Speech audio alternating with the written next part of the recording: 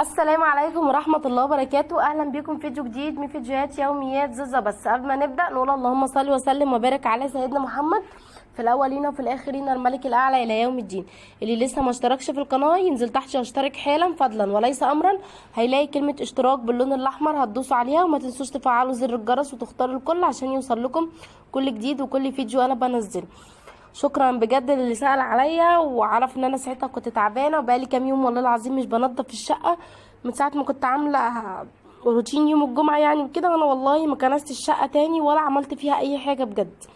تعالوا اوريكم بقى لما قعدت كام يوم كده مش بكنس الشقه، اوريكم منظر الشقه، بس مش عايزه حد يتخض من المنظر يعني وكده. طبعا انا اول ما صحيت لميت الغسيل. عايزه اقول لكم طبعا زي ما قلت لكم الغسيل ده بصوا يعني الترويق مش بيخلص، ولا الغسيل بيخلص، ولا التنظيف ولا الترتيب ولا اي حاجه بجد بتخلص. بعد ما خلصت كده الغسيل ولميت الغسيل دخلت كده بقى على المطبخ على طول. انا الحمد لله كنت مبيته المطبخ من بالليل نجيب، عشان كنت عارفه نفسي ان انا هصحى الصبح على طول امسك الشقه كلها وانفضها يعني وكده. بس انا طبعا قسمت لكم الفيديو على جزئين عشان خاطر بس الفيديو ما يبقاش طويل عليكم، وتنظيف الشقه هنزله لكم على يومين يعني وكده. طبعا دخلت كده على المطبخ بعد ما لميت الغسيل، عملت بقى كوبايه شاي لجوزي، عملت لي انا بقى كوبايه كوفي ميكس يعني كده.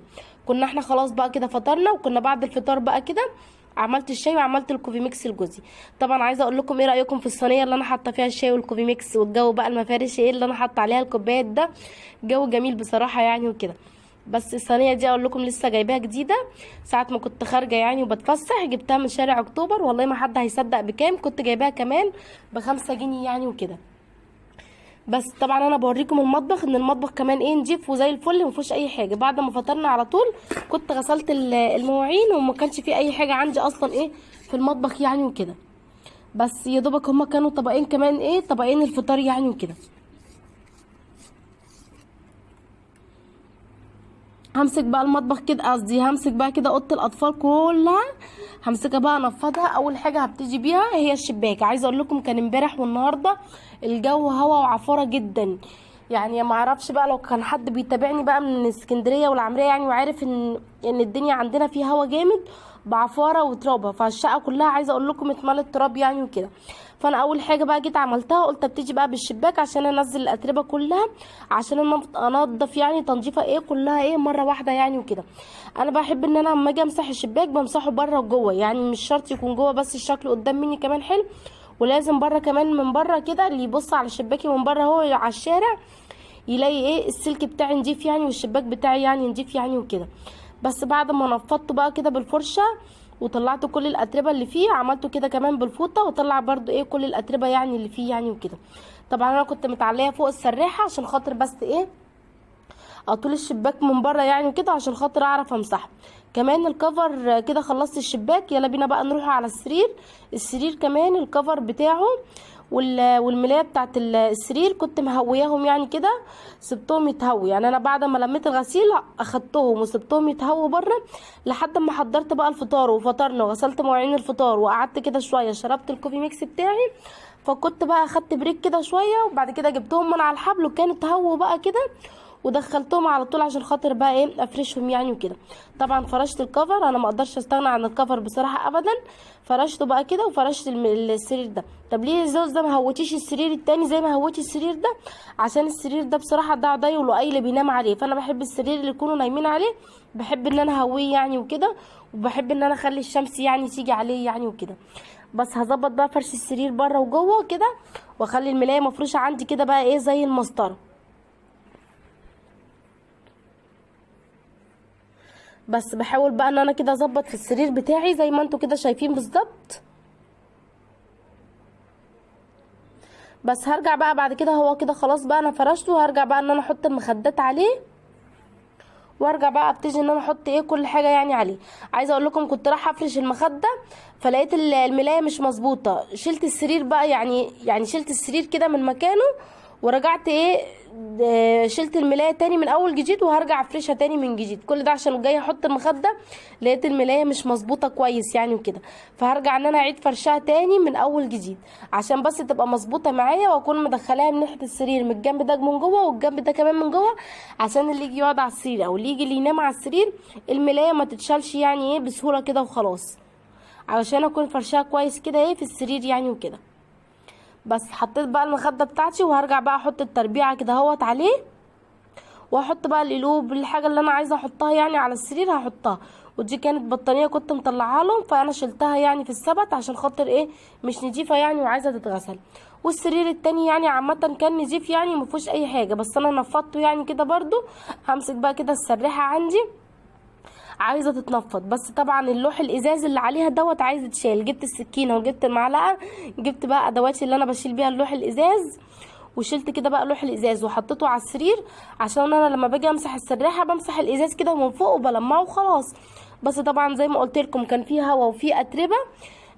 اللهم صل على النبي. وانا عملت الشباك، فالشباك نزل الاتربه كلها على السراحه، فلو جيت لمعت كده الازاز هلمعه من فوق وتحت منه هيكون فيه اتربه، فانا بقى كده مش هعرف اطلع الاتربه اللي فيه دي غير لما اشيل لوح الازاز كده خالص وانضف تحت منه، بعد كده ارجعه ايه كما كان، وكده يبقى ايه الازاز من فوق اتلمع وتحت منه كمان شلت الاتربه يعني كده منه وكده. همسح برضو لوح الازاز من عندي من بره ومن جوه قبل ما برضو ما هحطه، عشان خاطر برضو يكون عندي ايه بيلمع يعني وكده. همسحه كده كويس زي ما انتم شايفين، وهرجع بقى احطه على السراحه. اللي وصل بقى لحد هنا ما ينساش يحط اللايك لزوز ويكتب لي كومنت كده يشجعني بيه. والله العظيم بجد بفرح بكومنتاتكم الجميله دي اللي بتشجعوني بيها، وبفرح كمان لما بلاقيكم حاطين اللايكات برضو ان انتوا بتشجعوا يعني زوزة وكده.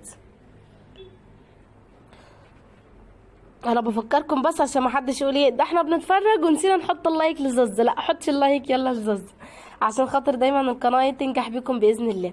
كده بقى خلاص السراير نتفت، السراحه اتلمعت، الشباك اتمسح برضو، مش ناقص بقى عندي كده غير الارضيه. مسكت السجاده كنستها قبل ما اشيلها، وهنفضها برضو كويس قوي كده تنفتين. بعد كده بقى هرجع اكنس ايه الاوضه يعني. شلت بقى السراحه من مكانها عشان خاطر الاتربه اللي نزلت من الشباك كمان برضو نزلت ورا السراحه، فقلت اكنس يعني ايه كده بالمره يعني وكده نضفها بقى بالمره.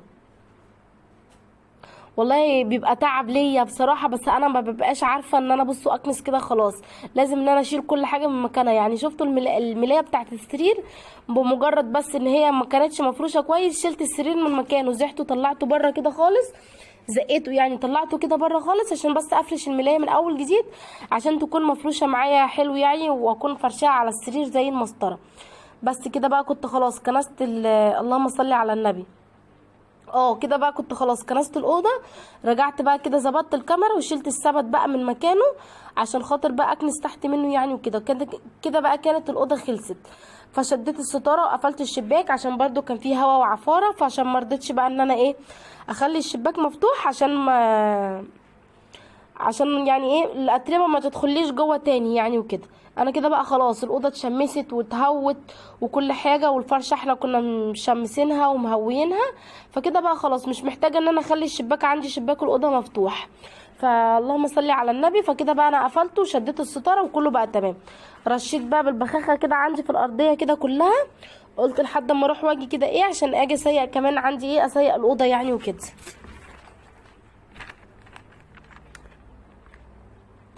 بس هنا بقى كده دخلت الاوضه عندي عشان خاطر برضو ايه ان انا اسيقها يعني وكده. معايا بقى الخيشه، انتوا عارفين طبعا انا ما عنديش جردل بالشرشوبه، فانا قلت اسيق يعني بالخيشه. مش معنى ان انا ما عنديش جردل بقى بالشرشوبه يبقى انا ما اسيقش الاوضه، لا. احنا طبعا زي ما بيقول الجيش قالك اتصرف، واحنا بصراحه بنحب نتصرف في كل حاجه. بس جبت بقى الخيشه كده وحطيتها في المساحه، والخيشه دي كنت حطاها في جردل الميه يعني، وحاطه في جردل الميه ديتول ومعطر. ديتول عشان يطهر برضو ويعقم وكده، والمعطر عشان خاطر برضو كان يديني ريحه، لان كان المعطر الجو عندي كان خلص، فقلت عشان الشقه تكون ريحتها يعني معطر برضو يعني وكده. بس كده بقى سيقت الاوضه، وناحيه الدولاب برضو كده كمان سيقت، وشديت السبت بتاع الغسيل عشان خاطر برضو ايه امسح كده تحت منه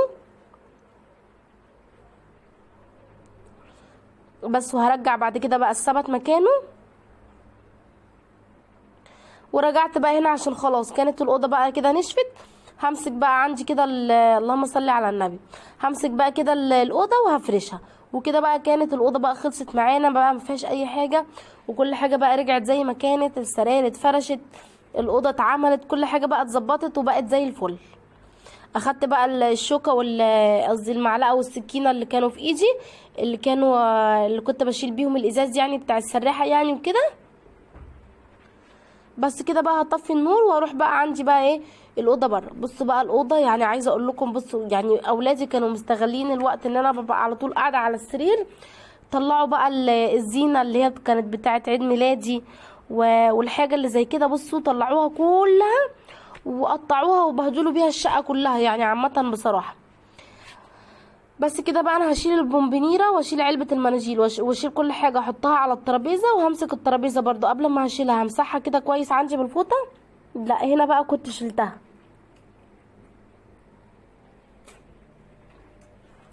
هنا كمان كنت بوريكم كويس قوي، بصوا منظر الاوضه.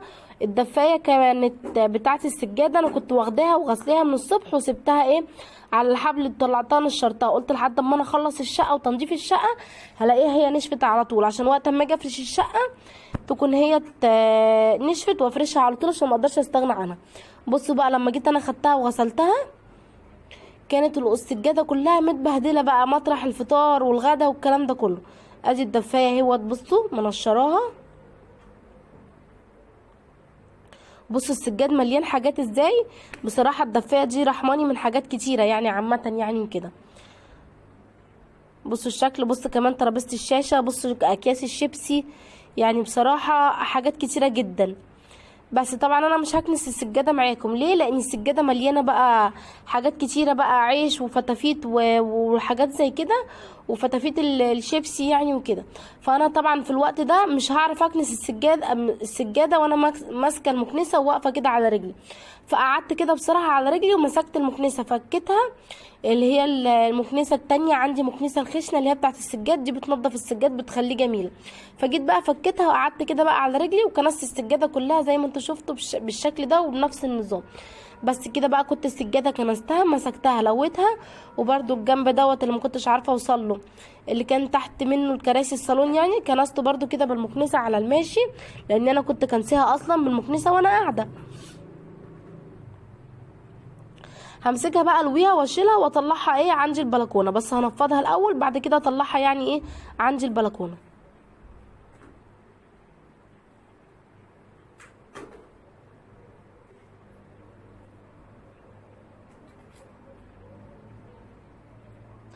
بس بصوا زي ما انتوا شايفين بقى كده همسكها وانفضها واطلعها بقى كده ايه البلكونه يعني، بس اديها بقى تنفيضتين بقى حلوين.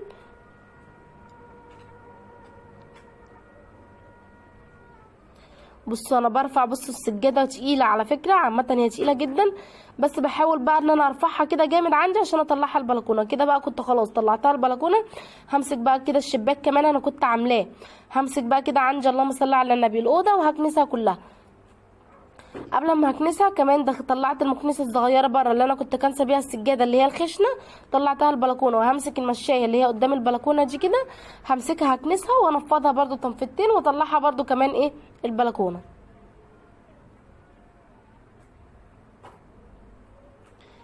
بس كده بقى كنستها هنفضها كده بقى زي ما انتوا شايفين واطلعها عندي البلكونه.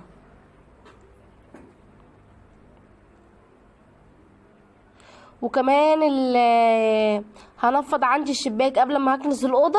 هنفض بقى عندي اللي هو السلك بتاع شيش البلكونه ده كان عايز يتنفض برده بره وجوه. عايزه اقول لكم الشبابيك كلها عندي بتاعت الشقه اليوم دوت عملتها، لان زي ما قلت لكم كان الجو هوا وعفاره، فكانت كل حاجه بقى عايزه السلك كان عايز الاتربه اللي عليه يعني تنزل وكده. بس كده بقى كنت خلاص بقى عملته. همسك بقى كرسي الصالون كده زقه وهكنس بقى ايه الاوضه كويس قوي.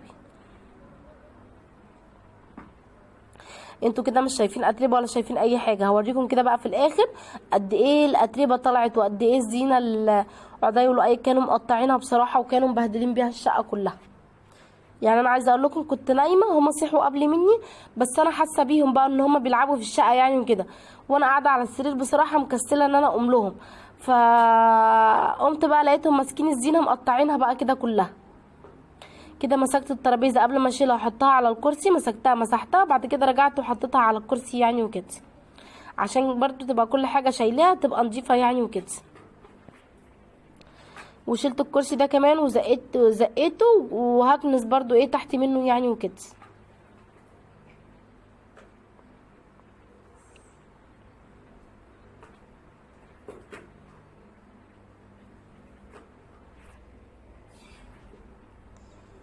بس طبعا انا اول ما كنست كده قفلت كمان عندي الازاز بتاع البلكونه، لاني ما صدقت بقى اكنس من هنا واقفل على طول، لاني كمان الهواء كنت بحس ان هو اول ما بيدخل عندي الاوضه يعني وكده الترابه كانت بتطير، فانا ما كنتش عارفه ان انا اكنس كويس، فانا قلت لا اقفل الازاز ايه عندي يعني بالمره وكده. اخدت المظليه بتاعتي طبقتها واحطها على كرسي الصالون، وهمسك كمان برضو ايه المروحه واحطها برضو كده على جنب، واشيل بقى كده ترابيزه الشاشه اطلعها كده لبره عشان خاطر اعرف اكنس ورا منها يعني وكده. بصوا كمان في اتربه قد ايه دلوقتي على الترابيزه برضه هنلمعها وهنعمل كل حاجه سوا مع بعض. بصوا بقى هنا، بصوا الترابه طلعت قد ايه، واكياس الشيبسي والحاجات بتاعت الزينه اللي هم قطعوها يعني وكده. عايزه اقول لكم انا عملت الشقه كلها في يوم واحد، بس انا خليت لكم النهارده في الفيديو دوت اوضه المعيشه باوضه الاطفال والمطبخ يعني كده مع بعض. انا اول حاجه ابتديت بيها اللي هي اللي انا لميت الغسيل، بعد كده ايه عملت اوضه الاطفال على طول. انا اول ما بصحى بلم الغسيل على طول، لان انا ببقى منشراه من بالليل، فعبال ما بصحى بلاقيه كده اخد الشمس واتهوى يعني كويس قوي. طبعا بعد ما رجعت الترابيزه وبعد ما كنت مسحتها ولمعتها، لو هتاخدوا بالكم بصوا كده الترابيزه اتلمعت وبقت زي الفل. هطلع بقى كده عندي الاتربه كلها بره طلعت للطرقه كده، واطلعها بقى للطرقه كده. انا كنت الاطفال كانت خلصت وكنت كنساها، وطلعت بقى كده الاتربه اللي في اوضه المعيشه طلعتها كده بره عندي على الطرقه يعني وكده، عشان كده كده كنت لسه هكنس الطرقه يعني بالمطبخ يعني وكده.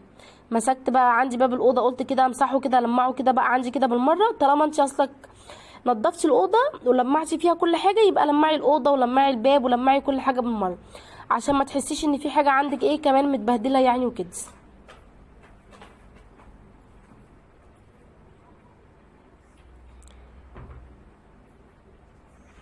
بس واجي كده برضو الباب خلص كده خلاص.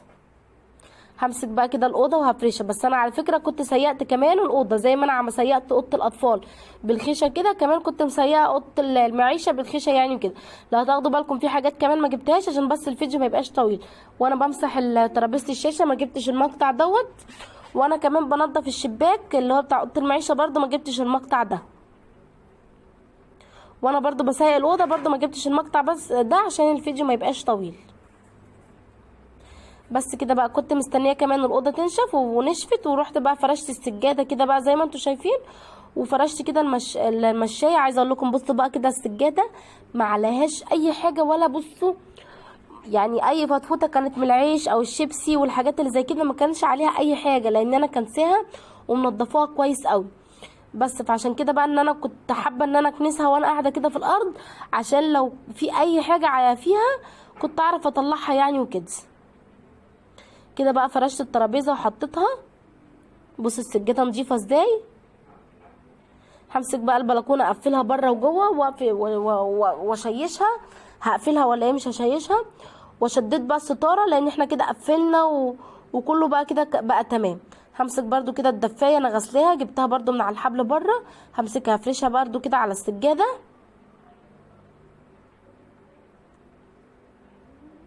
هظبطها بقى كده على السجاده على طول، حاميالي بصراحه بجد السجاده ومظبطه لي يعني بجد السجاده. عايزه اقول لكم مسافه بس ما شلتها من الصبح بدري وخدتها وغسلتها يعني وكده، ولما جينا حضرنا الفطار والاولاد بقى فطروا براحتهم من غير الدفايه وهي محطوطه على السجاده، فالسجاده كلها بجد اتبهدلت. بس كده بقى شيكت كده على الاوضه، والاوضه كده بقى ما فيهاش اي حاجه، وبقت كده ايه رجعنا الاوضه نظيفه زي ما كانت يعني وكده. همسك بقى كده طلعت عندي بقى كده على المطبخ. بصوا بقى هتشوفوا الاتربه اللي هتطلع دلوقتي قد ايه. همسك السجاده كده بتاعه المطبخ هفضل انفض فيها، لاني عدي ولؤي بصراحه كانوا مفكين اللي هي مرقه الدجاج اللي هي المكعب دي، كانوا فكينه وكانوا مفرفتينها على سجاده المطبخ بقى كده في الارض. لو هتاخدوا بالكم السيراميك بصوا عليه مليان اللي هي مكعب الماجي دي، فرفتوه كده في الارض. والله العظيم مش عارفه اقول عليهم ايه غير ان ربنا يهديهم ويهديهم يا رب كده ويبطلوا شقوتهم دي. كنست بقى كده من تحت البوتاجاز، وهمسك برضو المشترك اللي حطاه تحت البوتاجاز ده هشيله عشان خاطر اعرف اكنس تحت البوتاجاز. المشترك ده انا مشغلاه عشان خاطر موصله البوتاجاز يعني بالمشترك بالكهرباء بالاشعال الذاتي يعني كده، بدل ما اولع بالولاعه كل شويه فانا مشغله الاشعال الذاتي بتاع البوتاجاز بس. وكنست برضو كده من تحت الدولاب، وكمان هسيق المطبخ كمان. ما انا مش معقوله بقى بعد ما كنست والتنفيض ده كله بقى تمام فمش هسيق المطبخ. عايزه اقول لكم كمان المطبخ كان نضيف، والبوتاجاز كمان كنت غسلاه بس العيون بتاعته بصراحه مستنيه اجيب ملح ليمون عشان انقع بقى العيون بتاعته. وكمان عايزه افك المفاتيح اللي هي الزراير بتاعه البوتاجاز دي، عايزه افكها كمان. بصوا كده البوتاجاز، وبصوا كمان بصوا قربت لكم الكاميرا على البوتاجاز وكده كله تمام. مفيش بقى غير الدولاب ده عليه بقى المواعين وعليه الحاجه اللي انا بحطها على الرخامه. المواعين دي كنت سايباها تتصفى وكله بقى عندي بقى زي الفل. مسكت بقى كده المطبخ عندي كده بالخيشه، هبتدي بقى ان انا ايه المعه يعني كده. وبصوا كمان هو بقى بيلمع وبقى جميل. وبرده بالخيشه كده تحت البوتاجاز عشان خاطر المع برده تحت البوتاجاز، عشان برده لو كان في اي اتربه ما كنتش عارفه اسحبها يعني من تحت البوتاجاز. الخيشه عشان فيها ميه يعني وكده هتمسح لي كل حاجه يعني ايه من تحت البوتاجاز يعني وكده. هدخل برده كمان الخيشه تحت دولاب المطبخ كده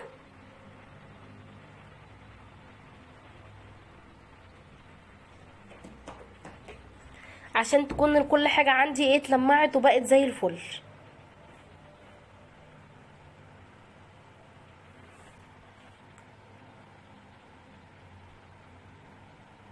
بصوا جميل المطبخ بصراحه، شكله جميل جدا، السيراميك بتاعه بيلمع وشكله بجد جميل.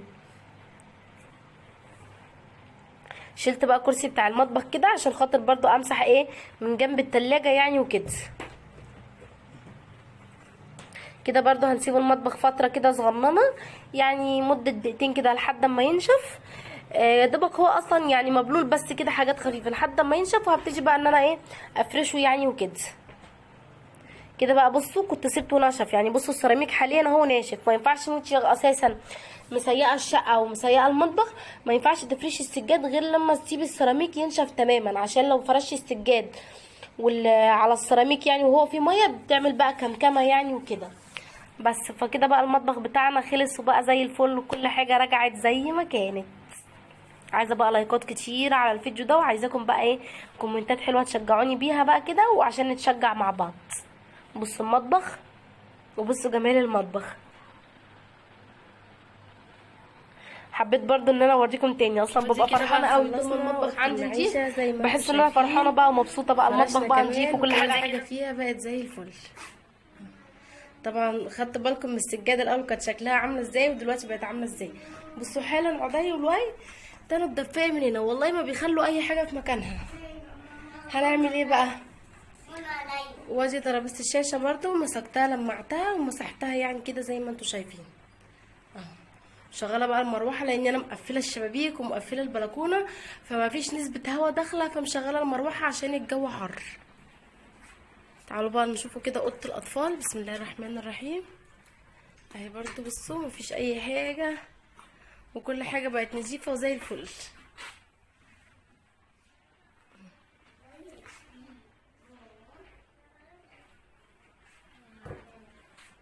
يلا بقى كده كل اللي وراها حاجه تقوم وتتشجع وتشوفوا انتوا هتشوفوا ايه هتعملوا ايه. معلش مش قادره اتكلم والله العظيم تعبانه. اشتغلت كتير قوي النهارده وعملت كتير قوي. تعالوا بصوا المطبخ، ارضيه المطبخ ادي ارضيه المطبخ ما فيهاش اي حاجه زي ما انتوا شفتوا، كنسنا وسيقنا وعملنا كل حاجه. بصوا كمان عندي البوتاجاز بصوا نضيف وبيلمع زي الفل، لان شلت ورق الالومنتام بتاعه من فوق ورميته، قلت لحد ما اجيب لي واحد جديد. وادي المطبخ برده الرخامه عندي مفيش مواعين مفيش اي حاجه، والعيون بتاعته كنت عايزه انقعها يعني في ملح وليمون يعني وكده اهو مفيش اي حاجه الحمد لله.